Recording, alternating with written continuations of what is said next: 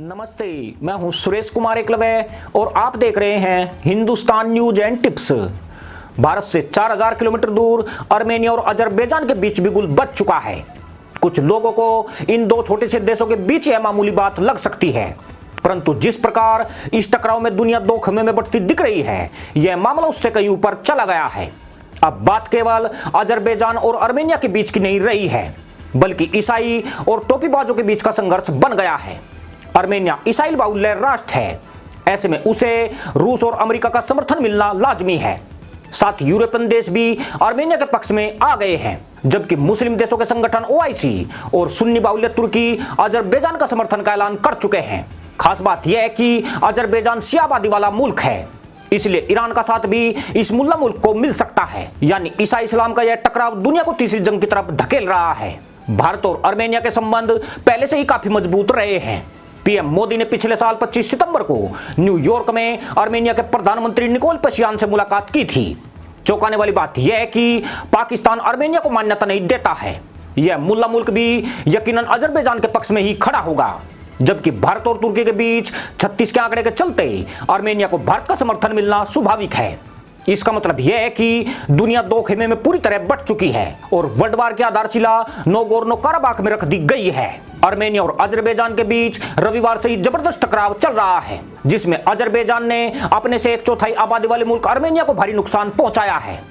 Armenia की सेना ने अजरबैजान के 17 tank, 4 fighter jet, 1 attack drone के अलावा 17 से ज्यादा टोपीबाजों को हुरी की तलाश में भेज दिया है। साथ ही 100 तैमन छाप हुरों के दीदार के लिए बेड पर पड़े करा रहे हैं। जबकि अजरबैजान के राष्ट्रपति इल्हाम अलीयेव ने देश को संबोधित करते हुए कहा है कि उन्होंने आर्मेनिया सेना के जवाब में बड़ी कार्रवाई की है, जिसमें आर्मेनिया के 12 एयर डिफेंस सिस्टम को नुकसान हुआ है। साथ ही आर्मेनिया के 600 से ज्यादा सैनिक भी मारे गए हैं। हालांकि आर्मेनिया ने अजरबैजान के राष्ट्रपति के दावे का खंडन किया है, पर चौंकाने वाली बात यह है कि जिस नोगोर्नो काराबाख पर कब्जे के लिए आर्मेनिया और अजरबैजान भिड़ बैठे हैं, अलीयेव ने उस पर अजरबैजान की सेना के कब्जे में होने का दावा किया है। काराबाख के राष्ट्रपति अराई खरतुनियान ने भी इस बात की पुष्टि की है कि वो कुछ इलाके अजरबैजान के हाथों हार चुके हैं। यानी अब स्थिति बहुत ही गंभीर होने वाली है और यह टकराव अब बड़ी जंग की तरफ बढ़ सकता है, जिसके इस्लाम बनाम ईसाई होने से इंकार नहीं किया जा सकता है। खास बात यह है कि चीन भी आर्मेनिया के पाले में जा सकता है, क्योंकि तुर्की चीन के रिश्ते काफी तल्ख है और रूस अगर आर्मेनिया के पक्ष में कूदा है तो चीन का उसके खिलाफ जाने का सवाल ही नहीं उठता है। इन दोनों देशों की लड़ाई में सारे समीकरण उलट-पुलट होने के आसार बढ़ गए हैं। भारत आर्मेनिया की मजबूत दोस्ती पर बात करने से पहले नोगोर्नो काराबाख के उस विवाद को जानना भी जरूरी है, जिसके लिए आज आर्मेनिया और अजरबैजान में भयानक जंग छिड़ी हुई है। यह एक ऐसा इलाका है जिसे हासिल करने के लिए दोनों मुल्क किसी भी हद तक जा सकते हैं। करीब 4400 किलोमीटर फैले इस इलाके में आर्मेनियाई ईसाई और मुस्लिम तुर्क रहते हैं। ये वही तुर्क हैं जो सदियों पहले चीन में गए थे। तुर्क मूल के उइगर मुसलमान सदैव चीन के निशाने पर रहे हैं। सोवियत संघ के अस्तित्व के दौरान नोगोर्नो काराबाख अजरबैजान के भीतर स्वायत्त क्षेत्र बन गया था। दुनिया भी इसे अजरबैजान के हिस्से के तौर पर देखती आई है, लेकिन इसके बावजूद इस इलाके में अधिकतर आर्मेनियाई ईसाइयों की आबादी रहती है। तहमदबाजों ने ज्यादा बच्चे पैदा करके यहाँ अपनी आबादी जरूर बढ़ानी चाहिए है, मगर वह इस असंतुलन को कभी बराबरी के स्तर पर नहीं ला पाए। 1980 के दशक के अंत में शुरू होकर 1990 के दशक तक चले युद्ध के दौरान यहाँ 30,000 से ज्यादा लोग मारे गए हैं, जबकि 10 लाख से अधिक लोग विस्थापित हुए हैं। इस दौरान कुछ मुसलमान आतंकियों ने नोगोर्नो काराबाख के इलाकों पर कब्जा भी जमा लिया, मगर 1994 में युद्ध विराम के बाद भी यहाँ गतिरोध कभी खत्म नहीं हो पाया। रविवार से नियंत्रण रेखा पर जिस तरह भारी हथियारों का इस्तेमाल हुआ है, वह पिछले कुछ वर्षों में हुई सबसे बड़ी झड़प मानी जा रही है। कुछ ही घंटों में दोनों ओर के 700 से ज्यादा सैनिक मारे गए हैं, जिसमें आर्मेनिया के 24 नागरिक भी शामिल हैं। यानी 1994 में दोनों देशों के मध्य हुआ युद्ध विराम का समझौता तार-तार हो चुका है। रूस पहले से ही आर्मेनिया का समर्थन करता रहा है। हालांकि 1980 में सोवियत विघटन से पहले दोनों ही देश उसका हिस्सा थे, मगर आर्मेनिया के ईसाई बाहुल्य होने के चलते रूस सदैव उसके साथ खड़ा रहा है। ईरान की सीमा भी इन दोनों ही देशों से लगती है। हालांकि ईरान ने किसी के समर्थन का ऐलान तो नहीं किया, लेकिन उसने शांति स्थापित करने के लिए मध्यस्थता की बात जरूर कही है।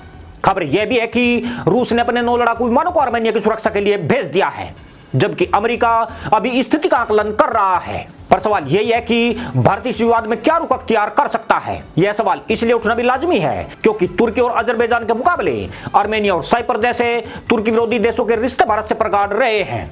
खास बात यह है कि भारत इस इलाके में अपनी भूमिका से एक अलग समीकरण तैयार कर सकता है।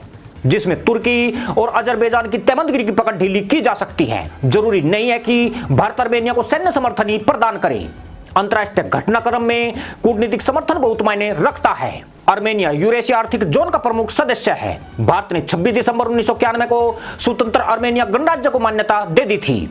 तभी से दोनों देशों के रिश्ते प्रगाढ़ होते चले गए हैं। हालांकि भारत और अजरबैजान के रिश्ते भी ठीक ठाक रहे हैं, मगर अजरबैजान तुर्की समर्थक देश होने के चलते उनमें आर्मेनिया भारत संबंधों जैसी गर्मजोशी उस स्तर पर नहीं पहुंच पाई है। ऊपर से टोपीबाजों का मुल्क होने के चलते यह देश भरोसेमंद भी नहीं रहा है।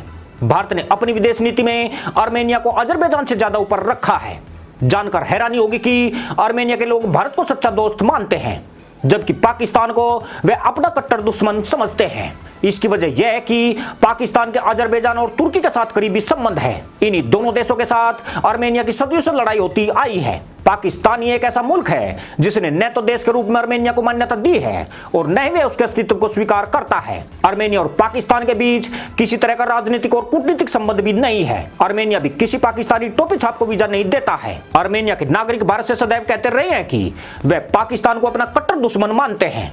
भारत को चाहिए कि वह उनके देश में अधिक से अधिक निवेश करे और उनकी मदद को आगे आए। साल 2014 में मोदी सरकार के सत्ता में आने के बाद यकीनन यह संबंध शिखर पर पहुंचे हैं। आर्मेनिया के राष्ट्रपति विदेश मंत्री भारत के दौरे पर आ चुके हैं। पूर्व उपराष्ट्रपति हामिद अंसारी भी 15 अप्रैल 2017 को आर्मेनिया की यात्रा पर गए थे। लगभग 33 लाख की आबादी वाले इस देश की भारत कई क्षेत्रों में मदद कर रहा है, जिसमें आर्मेनिया के वैज्ञानिकों को प्रशिक्षण भी दिया जा रहा है। इसके अलावा उपग्रह प्रक्षेपण समेत रिमोट सेंसिंग डाटा, नागर विमानन क्षेत्र में महत्वपूर्ण सहयोग, कृषि क्षेत्र में सहयोग, सीधी उड़ान और उदार वीजा के समझौते भी शामिल है। साथ ही भारत की कई कंपनियों ने आर्मेनिया में बड़े पैमाने पर निवेश भी किया है। अंतरिक्ष क्षेत्र में भारत आर्मेनिया की खुलकर मदद कर रहा है। आर्मेनिया के कई वैज्ञानिक भारत में प्रशिक्षण पाकर अपने देश में काम कर रहे हैं। बड़ी बात यह है कि आर्मेनिया अंतर्राष्ट्रीय मंचों पर सदैव भारत का समर्थन करता रहा है। अजरबैजान ने ज्यादातर मामलों में भारत के खिलाफ जाकर पाकिस्तान और तुर्की की हिमायत की है।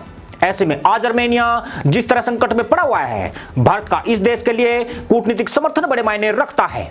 यह अवसर तुर्की की अकड़ ढीली करने के लिए भी अनुकूल है और अजरबैजान की मुल्लागिरी पर तमाचा जड़ने के लिए भी उचित है। जिस प्रकार एक छोटे से ईसाई देश के खिलाफ मुल्ला कुनबा एकजुट हुआ है, भारत को अपना पक्ष भी स्पष्ट करना चाहिए। वैसे भी मुल्ला मुल्कों का इलाज ईसाई देश ही कर सकते हैं। इसी के साथ अनुमति दोस्तों, जय जवान जय किसान जय हिंद, वंदे मातरम।